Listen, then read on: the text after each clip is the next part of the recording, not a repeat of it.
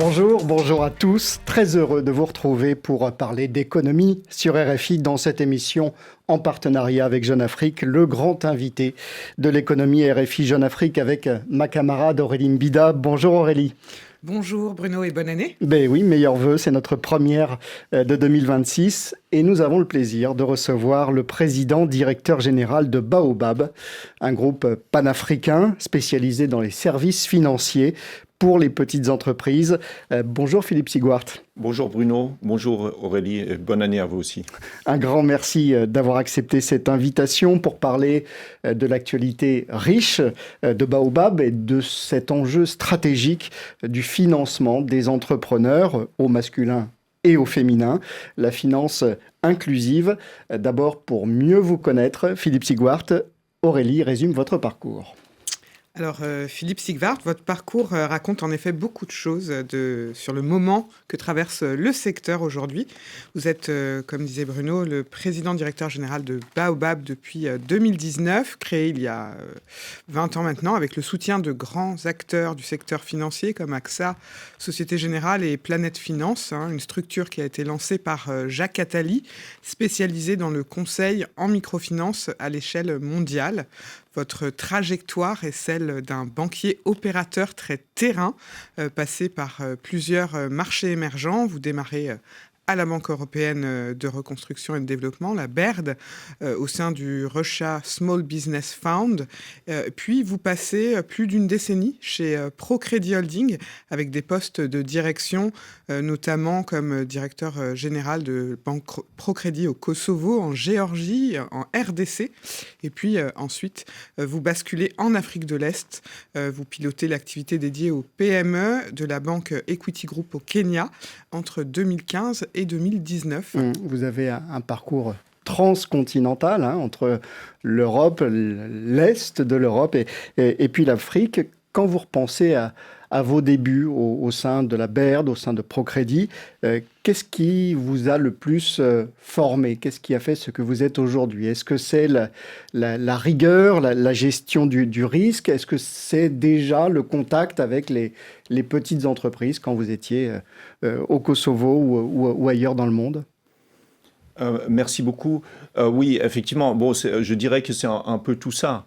Donc tout d'abord, pour repartir un peu au début, donc à la fin de mes études universitaires, c'était à la fois un peu le fruit du hasard et pas tout à fait du hasard que je suis rentré dans ce domaine. Donc voilà, en fait, il y avait certaines influences familiales. Mon grand-père avait travaillé dans le monde du développement, il était directeur à la FAO, et donc je m'intéressais à ce secteur. Je voulais faire quelque chose dans le domaine du développement.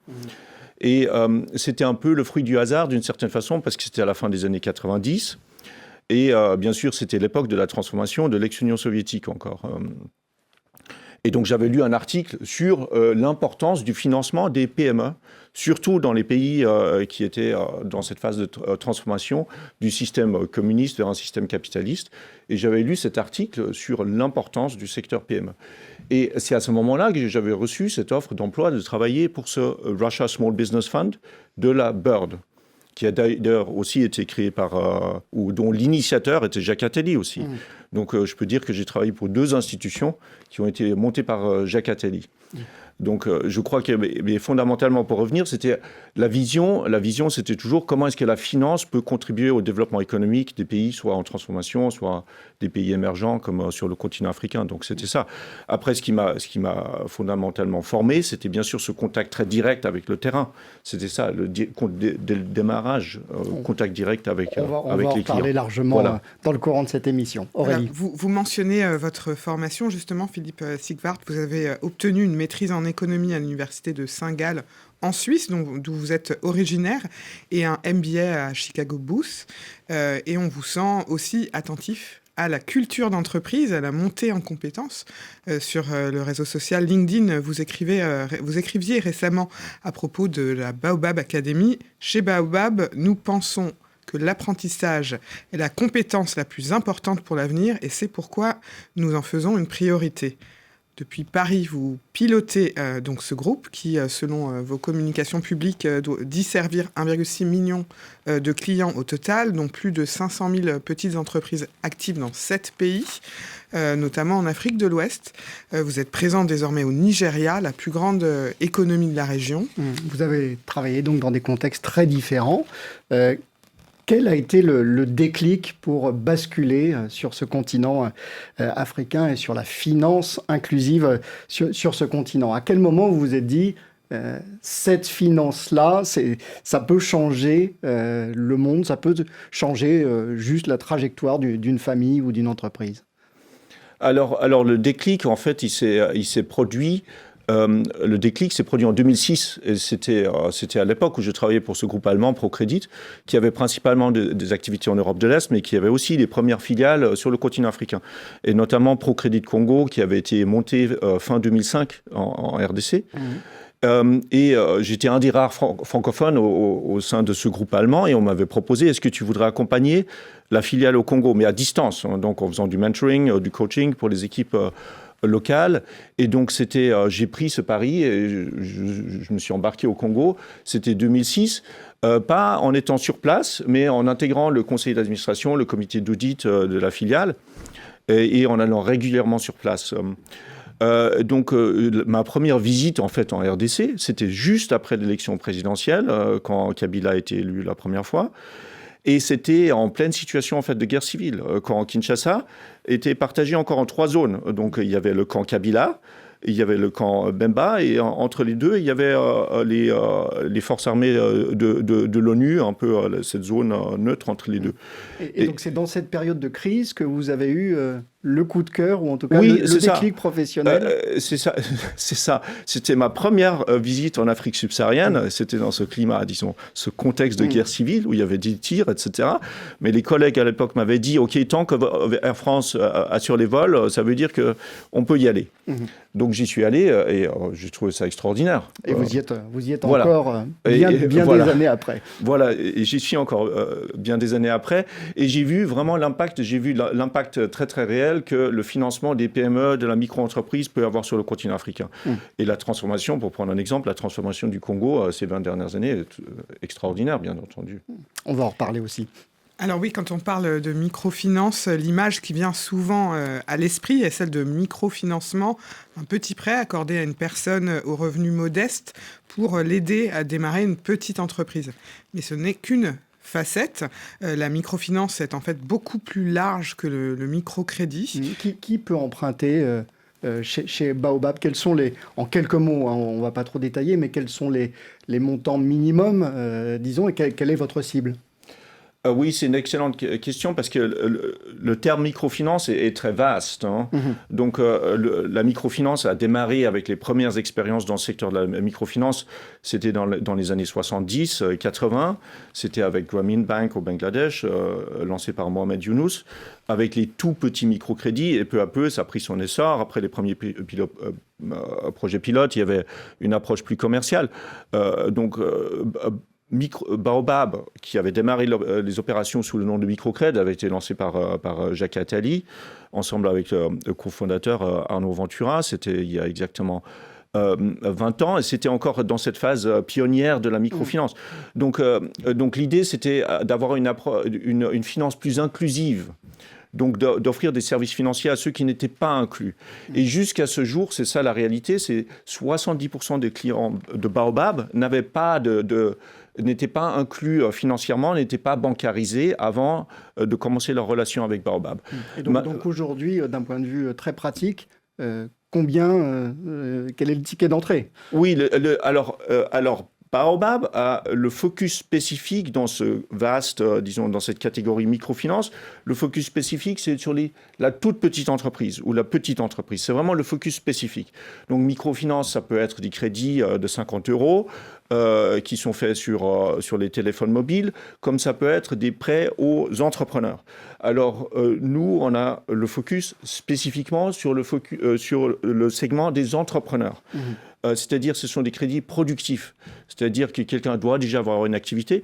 Donc notre crédit typique se situe dans la fourchette, le crédit vraiment typique se situe entre environ 500 € et 20 000 €. C'est ça le gros de notre focus. Maintenant, on travaille aussi avec des entreprises un peu plus grandes. Et donc, ce qu'on appelle petite entreprise, petit PME, petite et moyenne entreprise, jusqu'à 100 000 € environ. Et ça fait 90% de notre volume total en valeur, 90% en valeur.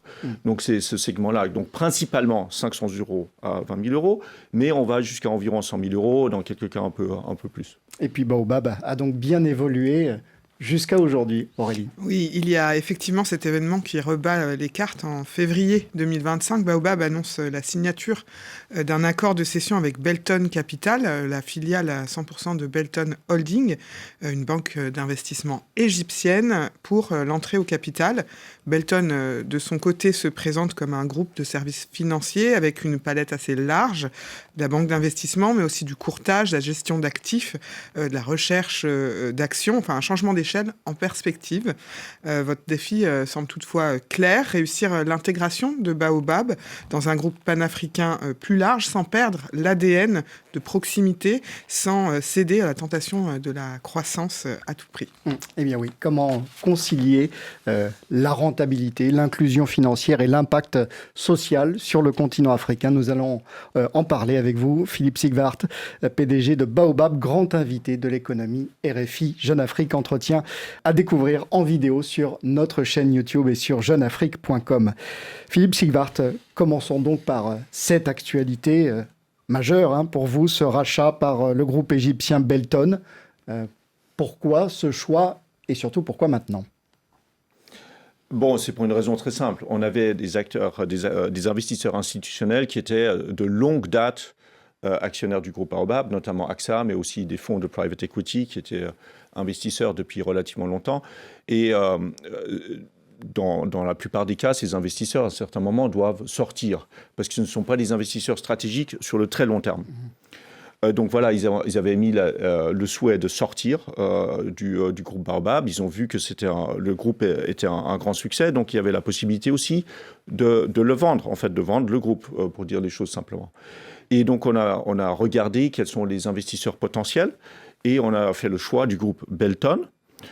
Donc le groupe Belton, pour résumer en quelques mots, c'est un groupe égyptien qui existe déjà depuis relativement longtemps, mais qui a passé aussi par une restructuration il y a quelques années, avec l'entrée dans le capital d'un très grand groupe émirati, donc un des grands fonds émiratis qui est rentré dans le capital de Belton, et qui a aussi mis en place une nouvelle équipe de direction. Et donc, c'est un groupe très dynamique.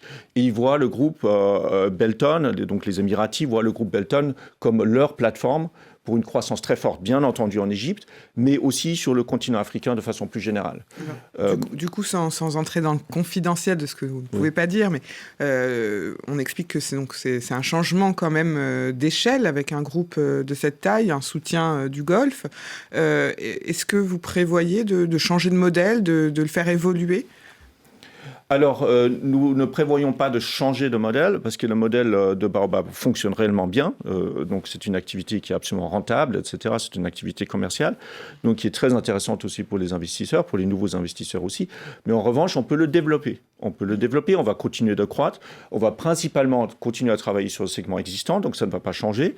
Ce sera la toute petite entreprise, la petite entreprise, mais on va déployer des services nouveaux, on va bien sûr investir plus dans la digitalisation, etc. Éventuellement, on va commencer à offrir des services autres, mais tout en restant avec le focus sur les services financiers, bien entendu. Fin 2024, le groupe Baobab annonçait la cession de sa filiale en Chine, Microcred China, à un investisseur local, basé à Hong Kong. Vous étiez auparavant au Mexique, avant de vous tourner vraiment vers l'Afrique de l'Ouest, l'Afrique centrale. Pourquoi vous avez fait ce choix ?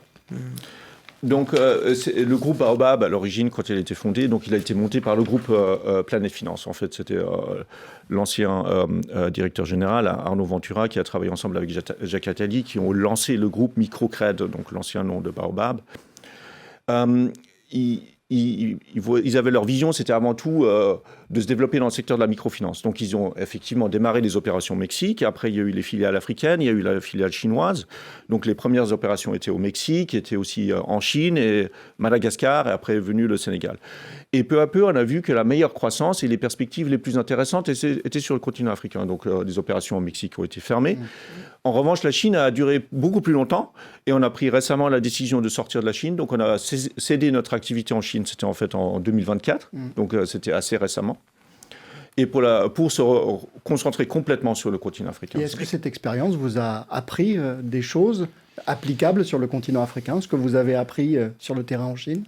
Ou est-ce que le contexte est vraiment trop différent ? Oui, le contexte est très différent. Donc en réalité, disons, pour être complètement franc, on a appris un peu dans le monde du digital parce que le système financier chinois est très développé au niveau fintech, donc la financial technology. Avec Alibaba, Ant Financial, Alipay, etc. C'est très, très développé. Donc, on peut déjà, quand on va en Chine, c'est un peu le laboratoire du futur. Donc, on voit ce qui se passe en Chine. Ça donne des idées. On voit quelle est l'évolution, dans quelle direction le monde va. Et après, on peut se dire, OK, ça, on peut le copier, on peut le mettre en place sur le continent africain. Donc, certaines idées, oui. Mais applicable directement sur le continent africain, peut-être pas.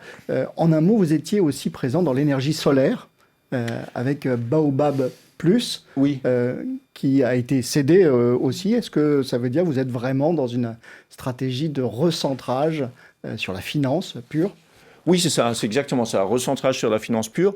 Maintenant, l'expérience avec Baobab Plus était extrêmement positive. C'était quelque chose de très important à ce moment-là. Donc Baobab Plus, en fait, c'était une forme de leasing de panneaux solaires. Donc c'était la vente à crédit de panneaux solaires pour les régions rurales principalement sur le continent africain. Et donc l'énergie solaire, bien sûr, est extrêmement importante sur le continent africain. On connaît le déficit énergétique et d'électricité sur le continent africain, donc ça a permis de résoudre pas mal de problèmes au niveau des petites entreprises, aussi des familles, etc., avec leurs besoins. Mais il y a d'autres acteurs qui se sont il y a d'autres acteurs qui sont spécialisés dans ce domaine, et c'est pour ça qu'à un certain moment, on a décidé de céder cette activité pour nous concentrer complètement sur les services financiers. Aurélie. Ce qui frappe aujourd'hui dans l'évolution de la microfinance, c'est qu'elle devient de plus en plus panafricaine, même plus que la banque traditionnelle. On a parlé de Belton avec Baobab, il y a aussi AFG qui rachète des réseaux en Afrique australe. Il y a eu très récemment, il y a quelques jours, l'annonce de la success story Nigerian Pestac, qui est soutenu par Stripe, l'américain, qui vient d'entrer dans la danse en rachetant l'Ader Microfinance Bank. Comment vous expliquez ce phénomène ? Alors, c'est un phénomène, il y a un double phénomène en fait. C'est un phénomène de consolidation et il y a aussi l'effet du digital. Donc, ce sont deux phénomènes un peu différents. Bon, premièrement, pour situer les choses, Baobab, en ce moment, est vraiment un des leaders de la microfinance sur le continent africain. Et en ce qui concerne les groupes de microfinance qui se spécialisent sur la petite entreprise, nous sommes de loin le plus grand, avec un total d'actifs supérieur à 1 milliard d'euros. On a décaissé, depuis le début, on a décaissé plus de 10 milliards d'euros de prêts aux petites entreprises sur le continent africain, 4 millions de crédits au total, et avec un encours de crédit qui commence à approcher 1 milliard d'euros. Donc c'est du crédit court terme. Donc nous sommes vraiment un des plus grands opérateurs dans ce domaine. Donc moins d'acteurs, mais plus solide. Voilà, plus solide, plus grand, parce qu'il y a des économies d'échelle très très fortes dans le monde de la microfinance, comme dans les secteurs financiers en général. Donc ça permet aussi d'offrir des conditions meilleures aux clients, quand on devient plus grand. Ça permet de faire, baisser les taux d'intérêt. Ça permet d'obtenir aussi des refinancements à meilleur compte. Ça permet d'investir plus dans le digital. Ce sont ça les éléments essentiels. Et en même temps, ça permet aussi d'être dans l'œil du cyclone, ou en tout cas sous les yeux du régulateur. Dans son dernier rapport, la BCEAO, la Banque centrale des États de l'Afrique de l'Ouest, a pointé une dégradation du portefeuille à près de 9%, très en dessous de la norme. Est-ce un simple rattrapage post-crise selon vous, ou bien un signal d'alarme qu'on est sur une bulle du microcrédit ? Alors, c'est une excellente question. Bon, ce qui fait la fierté du groupe Baobab, c'est la qualité du portefeuille. Donc, on n'a presque pas de clients qui payent en retard. Notre coût du risque est à un niveau extrêmement bas. Donc, pour vous donner, au niveau du groupe, nous sommes en ce que nous appelons les arriérés, donc les crédits qui sont en retard plus de 30 jours, nous sommes en dessous de la barre de 3%. Donc, c'est un résultat exceptionnellement bon. Je rentre d'Abidjan hier, où nous avions la fête du personnel samedi soir, et on a célébré justement la qualité du portefeuille de Baobab Côte d'Ivoire. Le coût du risque de Baobab Côte d'Ivoire, l'année dernière, en 2025, était inférieur à 1%.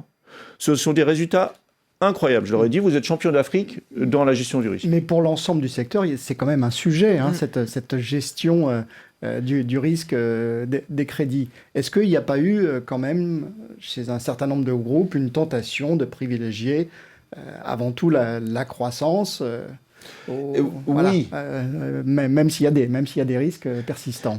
Maintenant, il faut trouver le juste milieu. Une croissance forte signifie très souvent prendre des risques excessifs dans le secteur financier. Donc, ça a été le cas, vous diriez quand même, pour une partie du secteur ? Pour une partie du secteur, je dirais oui. Et après, ça dépend très très fortement de la culture d'entreprise. Est-ce qu'on a une culture d'entreprise qui met un accent fort sur la gestion du risque ? Ou est-ce qu'on a une culture d'entreprise qui est plus axée sur la croissance très très forte ? Et je dirais que pour le groupe Baobab, c'est très très clair. La culture du risque est très très présente. Maintenant, j'ai travaillé pour d'autres groupes sur le continent africain où la culture était un peu différente. Donc, résultat, c'est que peut-être les indicateurs de risque étaient un peu moins bons. Mais je dirais que le groupe Baobab, nous sommes bons. Et ça, c'est la preuve aussi que c'est possible de gérer les risques. C'est possible. On parlait tout à l'heure des fintechs. Les fintechs arrivent avec des algorithmes, avec des données, du scoring en temps réel. Est-ce qu'elles constituent une menace pour les acteurs historiques tels Baobab, ou bien c'est une opportunité de se transformer, peut-être en faisant de l'incubation ? Alors, je dirais que c'est une opportunité. C'est une réelle opportunité. D'ailleurs, le groupe Baobab fait déjà la prise de décision sur la partie crédit et sur la base d'algorithmes depuis de nombreuses années. C'est près de 50% de nos décisions d'octroi de crédit sont basées sur des algorithmes.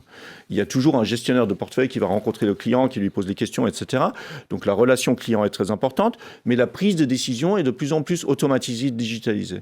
Et je pense avec maintenant les nouvelles technologies, notamment l'intelligence artificielle, je pense que la prise de décision sera en partie prise par des machines, en partie, mais ce qui n'a pas d'impact sur la relation client, parce que la relation client est toujours faite par des humains. Quand on voit des géants comme Pestac là, qui ont vraiment déployé déjà dans le paiement leur technologie et qui ont un un portefeuille client qui est substantiel et des moyens. Je rappelle qu'ils sont quand même, ils ont des moyens de Stripe qui est une des plus grosses fintechs aux États-Unis. Est-ce que vous voyez ça comme vous le suivez comme attention, ou est-ce que c'est un modèle quelque part, ou est-ce que vous savez que votre modèle à vous fonctionnera quoi qu'il arrive ? Alors, nous observons très attentivement ce qui se passe. Maintenant, des entreprises comme celles que vous venez de mentionner sont principalement actives dans le secteur du paiement.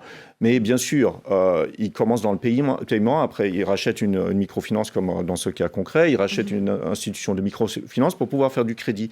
Ils font du scoring sur les données de paiement. Donc ils regardent les flux transactionnels, etc. Ils font du scoring. Et après, ils décident d'octroyer un crédit. Mais ce sont souvent des crédits très, très court terme. Notre spécialité, c'est des crédits un peu plus importants. Donc, j'ai évoqué la fourchette entre 500 € et 100 000 €. Et plus les montants sont importants, et plus difficile c'est de faire du scoring complètement digital, etc. Et la relation client est très, très importante. Donc, on observe ce qui se passe et on s'adapte. On va déployer des nouvelles technologies aussi, mais en même temps, nous sommes convaincus que notre modèle est un modèle robuste sur la base duquel on va construire pour être prêt pour l'avenir. On va revenir plus tard sur les questions de digitalisation. Une question liée aux institutions de développement. On voit que certaines s'intéressent aussi à votre secteur, par exemple Proparco. Est-ce que la microfinance pourrait aussi financer au-delà des entreprises petites, le commerce intra-africain, voire encore plus grand? Oui, tout à fait. Alors, premièrement, les institutions financières internationales comme Proparco ou la SFI, AFC en anglais, sont des partenaires très très importants pour nous. Donc nous avons de bonnes relations, aussi bien avec Proparco que la SFI. Et on travaille sur différents projets avec eux. Mais eux travaillent sur des volumes très Oui, importants. ils travaillent sur des volumes importants et en même temps, ils s'intéressent fortement au secteur microfinance, petite entreprise. Parce que pour rappel, la petite entreprise constitue 90% du tissu économique des pays dans lesquels on opère. C'est 90%. Et en termes de PIB, c'est autour de 60%. Donc on parle vraiment d'une importance très, très grande du secteur petite entreprise sur le continent africain. Donc forcément, ils s'intègrent à ce secteur. De plus en plus, on fait des projets de partage des risques. Donc notamment avec la SFI, mais aussi avec Proparco, partage des risques pour des secteurs ou des sous-segments de la petite entreprise qui sont particulièrement importants. Par exemple, les crédits pour les femmes, financement à l'agriculture, pour donner 2 exemples. Sur l'agriculture, justement, je voulais revenir là-dessus. Avec la répétition des chocs climatiques, un agriculteur qui se retrouve endetté pourrait être même étranglé en cas d'une catastrophe naturelle après une mauvaise saison. Comment éviter que le microcrédit puisse devenir un facteur de vulnérabilité supplémentaire ? Oui, c'est une excellente question parce que quand on parle d'un crédit, c'est une dette. Et il y a le risque réel du surendettement aussi. Donc, c'est un point de vigilance particulier. Donc. Et on peut faire des projets à moyen ou à long terme et puis tout s'interrompt quand on a une catastrophe. Oui, c'est ça. Surtout dans le secteur agricole, avec le changement climatique qui a un impact réel. Donc, il faut être particulièrement prudent.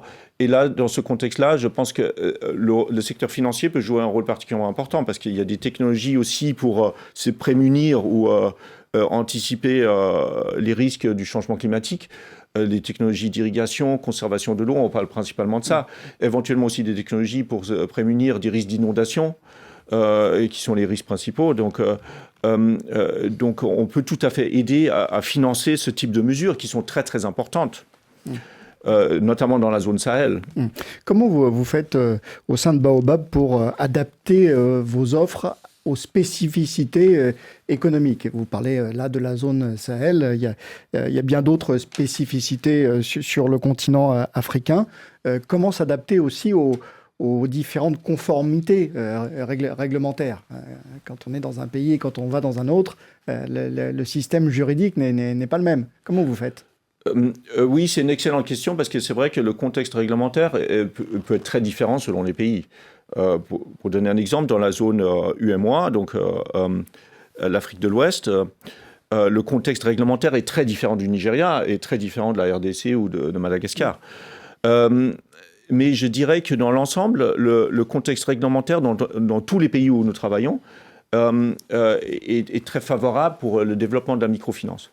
Je dirais particulièrement dans la zone UEMOA. Et en fait, ça peut sembler un peu paradoxal, mais avec le taux d'usure qui a été mis en place par la BCAO, ça permet à la fois d'éviter les excès et de cibler certaines populations spécifiques. Donc avec un taux d'usure qui est légèrement différent pour le secteur microfinance et pour le secteur bancaire, ça permet au secteur microfinance un vrai essor, et tout en évitant les excès. Donc je crois que ça contribue aussi, disons indirectement, ça permet d'autoréguler le secteur d'une certaine façon, en évitant les excès comme on a vu dans d'autres pays où les taux d'intérêt sont extrêmement élevés, et après on prête à n'importe qui, parce que les marges sont tellement importantes qu'il n'y a pas de vraie gestion du risque. Ça permet d'éviter ce type d'excès aussi. Et quand tout est bouleversé, justement, c'est ce contexte, cette réglementation, quand il y a un bouleversement géopolitique, quand on se retrouve dans certaines situations face à l'inflation notamment, comment une société comme Baobab gère les risques et les anticipe ? C'est une excellente question. Maintenant, le risque varie selon les pays. Dans certains pays, le risque macroéconomique est plus important que dans d'autres. Prenons l'exemple de la zone UEMOA, où quand même, disons, la stabilité monétaire est plus ou moins assurée avec le franc CFA. Et c'est un contexte très différent du Nigeria, par exemple. Au Nigeria, on a vu une inflation très très forte qui a fait suite à la dévaluation il y a quelques années. Maintenant, ça s'est stabilisé, mais là, on doit s'ajuster simplement. On ajuste, c'est-à-dire qu'on ajuste, le coût de refinancement augmente, c'est-à-dire qu'on ajuste aussi les taux d'intérêt sur les crédits à la hausse, etc. Mais dans l'ensemble, le secteur microfinance est très résilient. On peut s'adapter assez rapidement. Maintenant, la spécificité, c'est qu'on fait du crédit court terme, donc on peut aussi ajuster plus rapidement. Est-ce que vous ajustez aussi au niveau stratégique, peut-être quand c'est difficile dans une zone, multiplier l'activité dans une autre, notamment le refuge franc CFA et UMOA? Alors, je dirais que on a l'avantage d'être présent principalement en Afrique francophone. Et les pays d'Afrique francophone ont une plus grande stabilité monétaire que les pays anglophones. C'est pas un secret. Ça, c'est pour la monnaie, mais l'instabilité, par exemple Madagascar, allons-y. Oui. Madagascar a connu récemment quand même une instabilité. Ça doit quand même vous compliquer la tâche. Ça nous complique la tâche, mais bon... L'économie malgache, on peut dire que malheureusement, n'est pas au niveau où elle devrait être. C'est un des pays qui n'a pas vraiment connu ce rebond post-Covid. Un des rares pays. Et c'est vrai que les conditions, disons, sont relativement compliquées, mais néanmoins, en gérant bien les opérations, on peut tout à fait tirer son épingle du jeu. Donc Baobab Madagascar se porte bien. Le secteur bancaire malgache, dans l'ensemble, se porte relativement bien. Mais ceci dit, on peut contribuer plus au financement de l'économie. J'espère que l'économie malgache va finalement décoller. Vous avez évoqué le cas du Nigeria, géant économique africain. On va insister dessus dans quelques instants. Philippe Sigwart, PDG de Baobab, est le grand invité de l'économie RFI Jeune Afrique. Nous continuons donc cet échange avec un nouvel invité. Et pour parler de cet immense marché nigérian, nous avons sur notre plateau à présent le patron de votre filiale nigériane, la filiale de Baobab au Nigeria. Bonjour Eric Toumba. Bonjour Bruno Faure. Quelles sont les réalités du financement des petites entreprises au Nigeria dans le contexte de crise que Philippe Sigwart a évoqué, contexte de crise depuis quelques années maintenant? Quelles sont les réalités pour ces entreprises? Alors, les réalités sont telles que les barrières qui ont toujours existé pour l'accès au financement par les acteurs traditionnels demeurent et demandent de l'inventivité de la part d'acteurs de la microfinance comme Baobab pour réussir à capter de la demande solvable et à donner des crédits qui, derrière, seront remboursés. Et nous avons remarqué, en tout cas, que malgré ces temps de turbulence, le niveau de remboursement des clients est étonnant et nous avons des indicateurs de qualité qui parfois défient les moyennes, on va dire, internationales sur ce segment-là. Donc oui, il y a toujours dans les crises à la fois une opportunité ou une menace. Et je dirais que Baobab Nigeria approche la crise plutôt comme une opportunité et a pu croître en faisant croître ses clients pendant des temps de turbulence. Vous êtes présent sur à peu près la moitié du territoire, enfin une bonne partie du territoire, c'est ça? Alors oui, on est présent sur toutes les zones géopolitiques, sur 16 États sur 36, plus la capitale Abuja. Avec, on imagine, de profondes disparités et des inégalités sociales très fortes dans ce pays-là en particulier. Oui, effectivement. J'ai souvent l'habitude de dire que le Nigeria est un condensé de toutes les opportunités, mais aussi de tous les problèmes qu'a l'Afrique. Donc réussir à les résoudre au Nigeria, forcément, vous donne un coup d'avance sur réussir à les tacler sur d'autres géographies. Et oui, forte disparité parfois entre les régions, mais aussi forte disparité intra-urbaine avec des écarts de revenus considérables. Et c'est là que le rôle de la microfinance vient à point nommé, parce que nous réussissons, nous, à nous occuper des clients exclus des vecteurs de financement traditionnels. Et vous savez que lorsque vous financez une petite ou très petite entreprise, derrière, c'est parfois 10 à 15 à 20 salariés qui, derrière, portent au moins 10 personnes sur le continent africain. Et vu la densité au Nigeria, souvent plus. Aurélie? Baobab Nigeria envisage 100 succursales d'ici à 2030.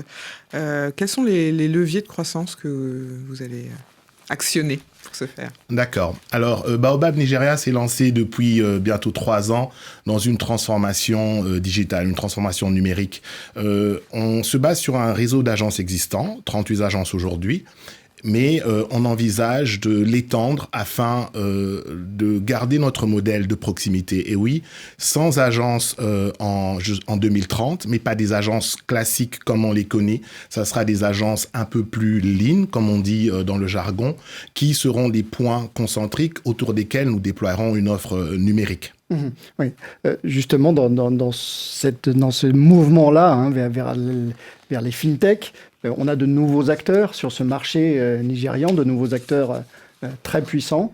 Là encore, est-ce que vous travaillez avec eux ou est-ce que ce sont aussi des concurrents? Alors, pour être tout à fait honnête, je dirais que ce sont les deux. Nous sommes sur des synergies constructives avec certains, mais nous ne sommes pas dupes du fait qu'ils sont en train de venir pour notre déjeuner aussi quelque part. Et donc, nous sommes préparés en tant que Baobab Nigeria pour réussir à exister aussi sur le domaine de la fintech.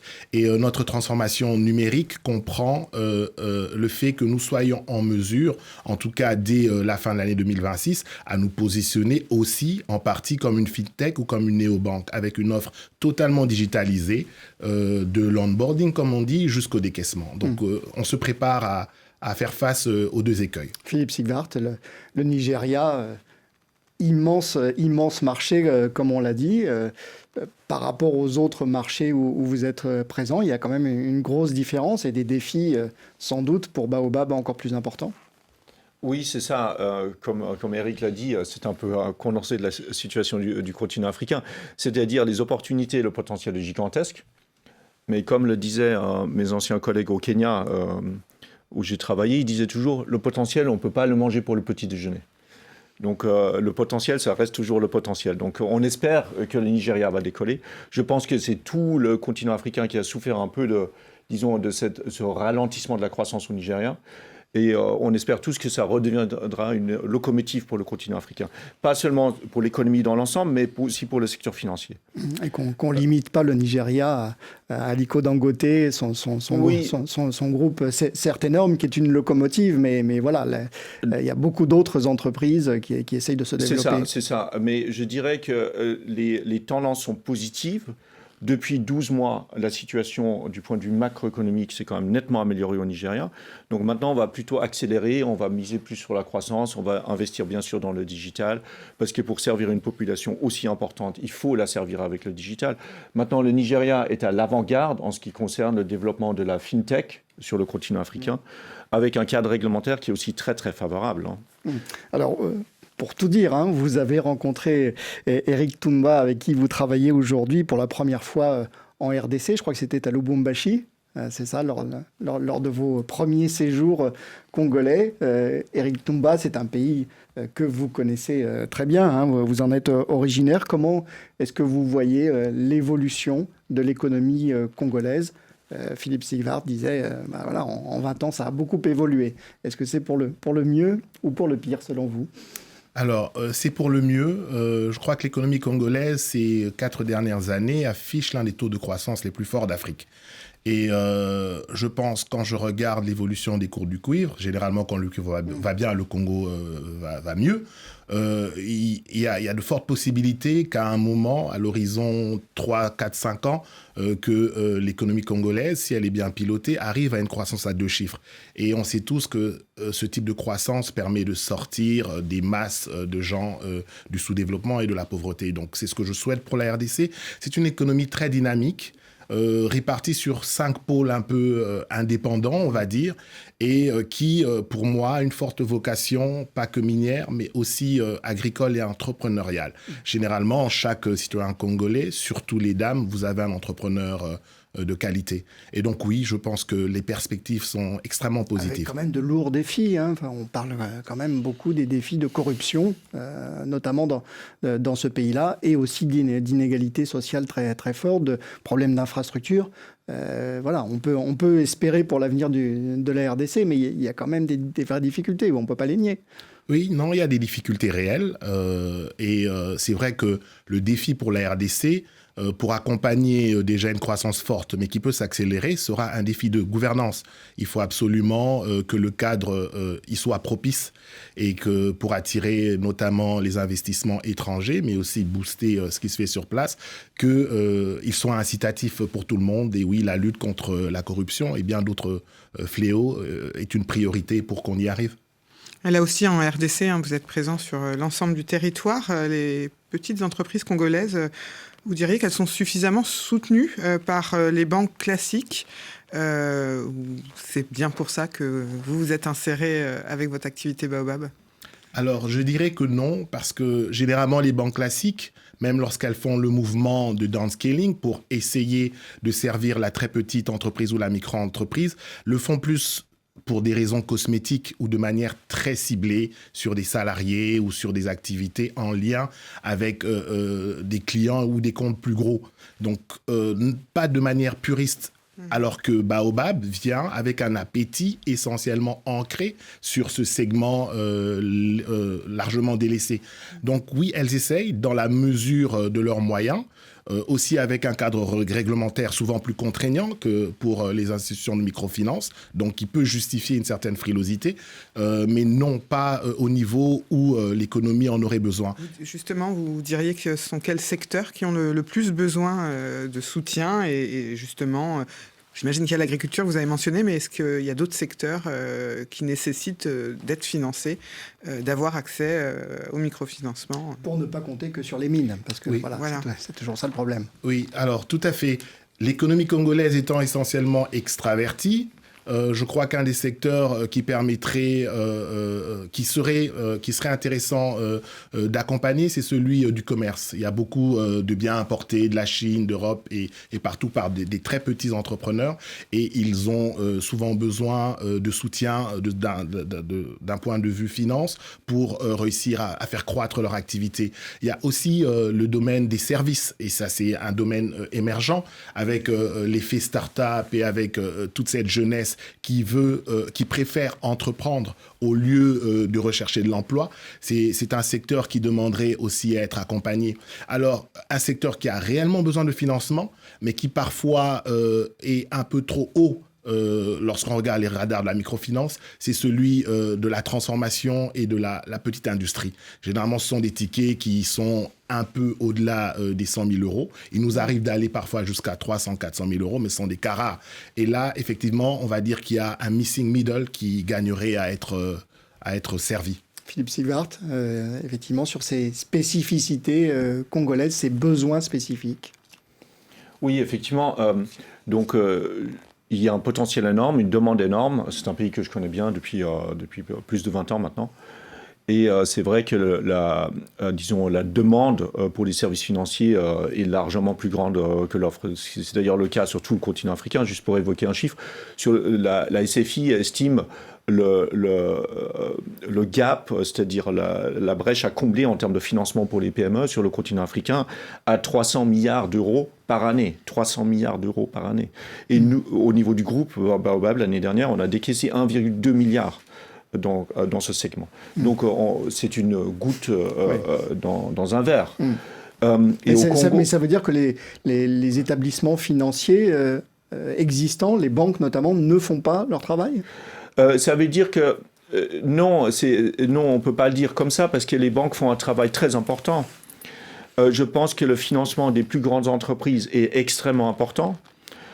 Mais il faut servir en fait tous les secteurs de l'économie, pas seulement les grandes entreprises, mais aussi la petite entreprise, aussi ce qu'Eric appelle le missing middle, c'est-à-dire les entreprises qui commencent à aller dans le secteur des secteurs plus industriels, etc., dans la production, et qui demandent des montants plus importants, disons un demi-million d'euros, des montants de ce type-là. Nous allons peu à peu entrer sur ces segments aussi, mais on va le faire peu à peu. Mais là aussi, il y a un sujet, parce qu'on ne va pas taper que sur les banques, il y a quand même un sujet énorme, c'est la réglementation.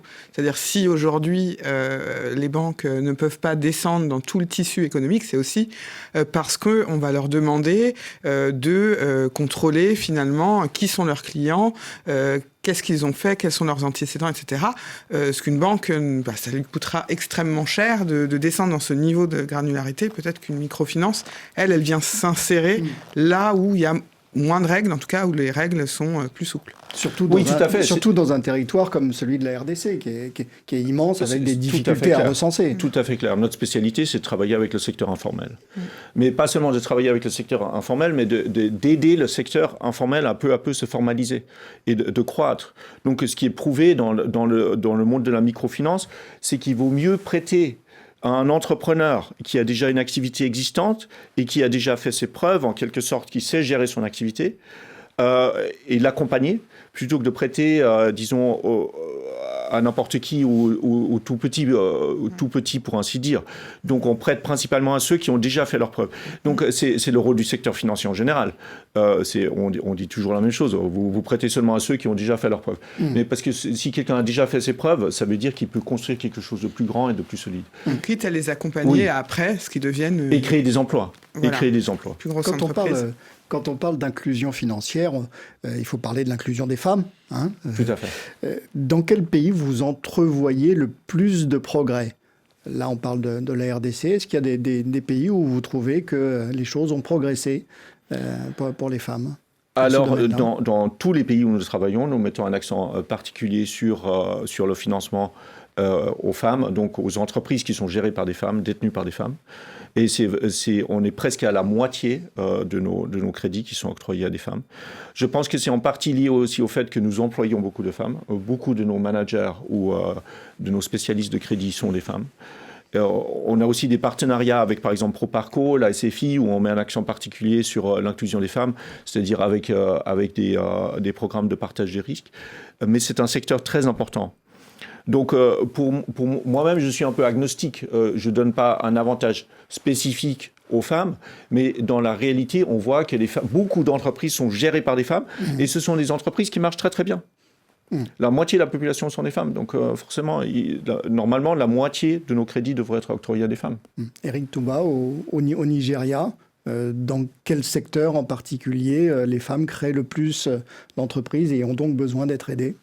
Alors, c'est surtout le petit commerce. On va dire que 50% de notre portefeuille est constitué de femmes et à 70%, elles sont dans le trade, donc le commerce. Mais il y a aussi la micro-industrie, des petites unités de transformation, et il y a aussi des services, beaucoup de services à la personne. Ateliers de couture, salons de coiffure, ce sont des domaines qui sont généralement très porteurs et qui remboursent bien. Du coup, si on fait un petit résumé de ce qu'on s'est dit sur la banque et sur le financement, est-ce que vous voyez comme partenaire finalement avec les banques, ou aujourd'hui, est-ce que vous envisagez de dessiner des partenariats avec certaines dans les pays dans lesquels vous êtes implantés ? Alors, de façon générale, oui, nous sommes partenaires parce que nous ne sommes pas directement concurrents. Bon, certaines banques commencent à s'intéresser au secteur microfinance, ou même à racheter quelquefois des institutions de microfinance, donc ça peut arriver aussi. Donc, ce qui est une bonne chose. De toute façon, la demande est tellement importante que le marché est suffisamment grand pour tout le monde. C'est ce que je dis de façon générale. La demande est très très forte, il faut investir, il y a la place pour tout le monde. Donc, on travaille plutôt en mode partenariat avec les banques. Alors, donc, les banques nous prêtent aussi de l'argent quelquefois. Il y a un enjeu majeur, hein, et ça concerne tous les pays, ce qu'on appelle l'interopérabilité. Par exemple, dans la zone UEMOA, vos clients peuvent désormais recevoir et envoyer de l'argent entre les banques, entre les institutions de microfinance, via les services de mobile money. C'est quelque chose qu'il faut développer encore davantage. Voilà, que sur son téléphone, voilà, on puisse très loin dans les zones rurales pouvoir avoir accès à ces services. Absolument, c'est essentiel, principalement pour les zones rurales, mais aussi au jour le jour. C'est tellement plus facile de faire un transfert depuis le téléphone mobile. Donc, pour vous donner un exemple concret, justement, vu qu'on a parlé de la RDC. Bon, c'était de mon expérience avant Baobab, c'était à l'époque où je travaillais pour le groupe Equity Bank. On a commencé à bancariser les fonctionnaires. Et donc, nous avions ce projet avec le gouvernement congolais de bancariser les fonctionnaires dans le Bas-Congo, et notamment les instituteurs, donc tous les instituteurs du Bas-Congo. Et on a constitué une équipe de choc. C'était vraiment une équipe spécifiquement dédiée à ce projet, qui se déplaçait en moto à la campagne pour faire la paye des instituteurs. Et pour vous raconter une histoire, alors ils sont revenus, ils ont fait tout un reportage, on a vu des photos, ils se déplaçaient en moto, quelquefois ils devaient traverser des rivières avec la moto, presque à la nage, en traînant la moto derrière eux. Et une fois, il y en a un qui est revenu, il a dit, on est arrivé dans un village, et on a demandé où est l'école. Ah, l'école est là. OK, ils y vont. Il n'y a personne à l'école. Et on leur dit, ils disent, OK, on veut faire la paye de l'instituteur. Ah, l'instituteur est parti dans la forêt apprendre la chasse aux enfants. Ils sont partis à la chasse. Donc, c'était toute une aventure pour faire la paye. De nos jours, on fait un transfert sur le téléphone mobile et voilà, l'histoire est réglée. Donc, les services digitaux ont une réelle utilité économique. C'est très, très important. Vous avez des ambitions spécifiques, justement, on parlait de l'UMOA, de l'Afrique de l'Ouest, dans cette zone Baobab. Est-ce que vous avez des discussions autour d'une licence bancaire? Parce que demain, vous allez avoir une autre enveloppe. OK, mais là, je peux faire le lien avec la question précédente, l'interopérabilité, parce que c'est un excellent exemple. La BCAO, récemment, donc la Banque centrale des États d'Afrique de l'Ouest, a récemment lancé le projet interopérabilité des paiements. Et nous en faisons partie. Pas à 100%. Mais il vient de démarrer. Il a démarré au mois de septembre. Donc c'est trop tôt pour dire ça marche ou ça ne marche pas. Tous les projets ont une certaine phase de démarrage assez lente. Une fois que le système est rodé, on accélère. Donc je ne suis pas trop inquiet. Je trouve que c'est un grand succès, ce projet. Nous avons été inclus dans la phase pilote. Et à partir de maintenant, on peut faire du paiement. Donc, avoir un besoin de licence bancaire pour pouvoir faire du paiement, le besoin est moins urgent que par le passé. Il est différé peut-être. Ouais. Il est différé. On verra ce que il est différé. Nous pouvons faire du paiement maintenant. Et c'est très important. C'était une très bonne décision de la Banque centrale d'avoir inclus les institutions, les groupes de microfinance comme Baobab dans ce projet. Mais maintenant, nous avons testé, ça marche bien et on va accélérer. Donc, on pourra en parler de nouveau dans un an. Ça marche. Avec plaisir. Philippe Sigwart, Eric Toumba, nous arrivons au terme de cette émission. On vous a demandé, quand on l'a préparé, un souvenir qui a marqué votre parcours, votre carrière sur le continent africain. Et vous avez choisi de nous parler de rumba congolaise. Bonsoir.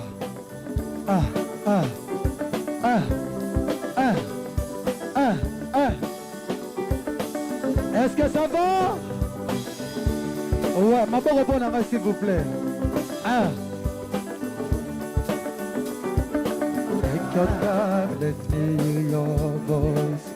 Tout le monde, s'il vous plaît. Voilà un extrait d'une chanson de Fally Ipupa, bien sûr. Philippe Sigwart et Eric Toumba, d'ailleurs. Qu'est-ce que ça évoque pour vous, Philippe Sigwart, d'abord? Alors pour moi, ça évoque surtout les soirées à Kinshasa, dans les restaurants, dans les cafés, sur les terrasses. La rumba congolaise est présente partout. Et c'était vraiment la contribution, disons, du Congo à la musique internationale. Je crois que c'était une des musiques les plus importantes du XXe siècle, qui a vraiment contribué à l'essor de la musique africaine et à la reconnaissance de la musique africaine par le monde. Vous qui êtes originaire de Suisse alémanique, voilà, c'est pas forcément la musique qu'on écoute a priori quand on est petit, mais voilà, vous êtes converti, on va dire oui, ça. Je suis converti et la musique africaine est de plus en plus importante, aussi la musique nigériane, on entend la musique nigériane partout. Donc c'est ça aussi l'apport de l'Afrique à la culture mondiale en fait. Eric Toumba, peut-être un commentaire aussi, on vous a vu réagir. Oui, alors moi, la rumba congolaise, c'est un peu l'ambiance naturelle, la petite enfance. Je me revois dans chacune des chansons. Et oui, c'est une contribution majeure à l'art musical sur le continent et mondialement. Il y a souvent d'ailleurs des sonorités congolaises dans à peu près toutes les musiques du continent, dont la musique nigériane. Donc oui, c'est quelque chose qui, moi, me parle directement. Et voilà un secteur aussi à financer. Il y a des petits entrepreneurs dans la musique. Tout à fait. Également. Tout à fait. Merci infiniment, Eric Toumba et Philippe Sigwart, d'être venus dans les studios de RFI pour parler donc des projets et des réalisations de Baobab dans ce secteur hautement stratégique pour l'économie africaine. Merci à vous, Aurélie. Merci, Bruno. Cet entretien est à lire aussi sur jeuneafrique.com. À très bientôt. Merci à nos équipes de réalisation. Swell Kedir, Fiona Cristini. Et à très bientôt pour un nouveau grand invité de l'économie RFI Jeune Afrique à retrouver sur notre chaîne YouTube.